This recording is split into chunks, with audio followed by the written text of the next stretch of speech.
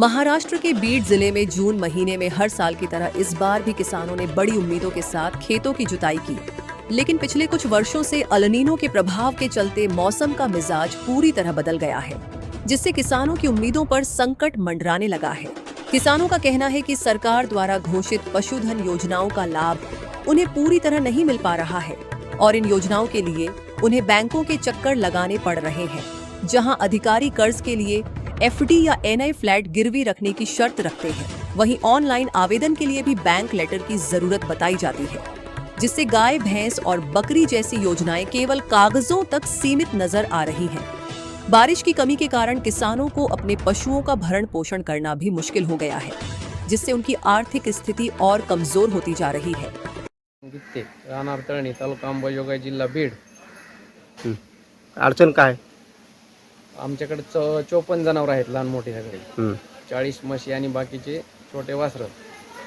बँकेत मंत्री काय म्हणतात किंवा आम्ही 1 कोटीची फाईल केली तर 50 लाख सबसिडी भेटत, आणि बँकेत गेलं तर बँकवाले काय म्हणतात, तुमचा एक तर प्लॉट पाहिजे, येण्याचा गहाण नाही तर एफडी पाहिजे। हे शेतकऱ्यांनी कुठून आणावं एफडी किंवा प्लॉट, आणि शेतकऱ्याला काय करावं या गोष्टीसाठी?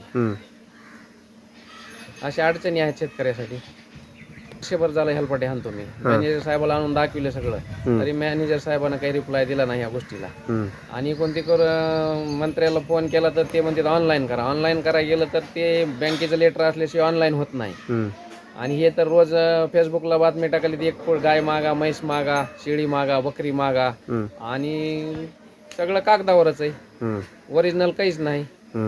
2016 पासून बँकेत माझं करंट खातं आहे डेअरीच्या नावानं, व्यवहार माझा त्याच बँकेत आहे, तरी बी काही रिप्लाय नाही तिथून, 1 रुपयाची प्राप्ती नाही। मग ह्याला काहीतरी शासनानं द्यावा लागला निर्णय। पण पाऊस पडायचा तर पाऊस पडत नाही सध्या, पाऊस नाही पडल्यामुळे आता एवढे जनावर सांभाळायचे कसे? अडचणी सगळ्या भेडसावत आहेत। पाऊस तो एक दिवस लांबतच चाललाय, जनावराला टाकाय सध्या काही नाही, आणि पाजायला पाणी नाही।